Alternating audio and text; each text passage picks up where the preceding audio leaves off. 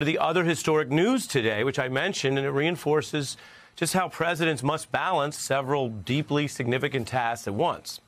There is really no presidential decision that leaves a longer imprint on American government than who gets a lifetime appointment to the Supreme Court. We know that. We know Donald Trump was recently able to promote 3 judges who will shape Americans' lives for presumably decades. Well, today, President Biden took his turn for the first time. And while many officials make promises, some fulfilled, some diluted, some abandoned, it's notable that today the president formally announced his nomination of the first black woman to the Supreme Court in American history, Judge Ketanji Brown Jackson. And this occurs exactly 2 years after his campaign promise to do so.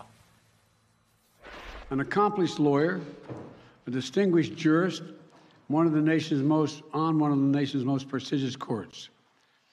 My nominee for the United States Supreme Court is Judge Ketanji Jackson. I'm looking forward to making sure there's a black woman on the Supreme Court to make sure we, in fact, get every representation. And now the confirmation continues, but the nomination part of that pledge fulfilled today. There's several important factors at play here. We will get into them with our guests. One of them is certainly the import, substance, and breakthrough in the people and power presented here. You saw just a moment ago a U.S. president flanked by the power embodied through the executive and judicial branch, his choice to replace him in peril, the vice president, and his choice to rule on the last word of what the Constitution and the law mean in his new Supreme Court nominee, Judge Jackson. In that image and that reality of power that you see up there, you see the first black woman to hold these roles. Harris, also, by the way, the first female VP ever. So this is already now part of history, a long time coming and built through teamwork, which is something Judge Jackson noted today in a special shout out she gave to the first black woman to ever become a federal judge.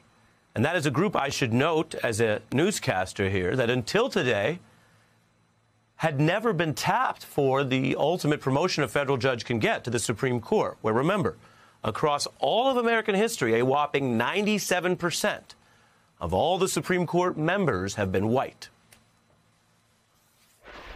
I share a birthday with the first black woman ever to be appointed as a federal judge, the Honorable Constance Baker Motley. Today, I proudly stand on Judge Motley's shoulders, sharing not only her birthday, but also her steadfast and courageous commitment to equal justice under law.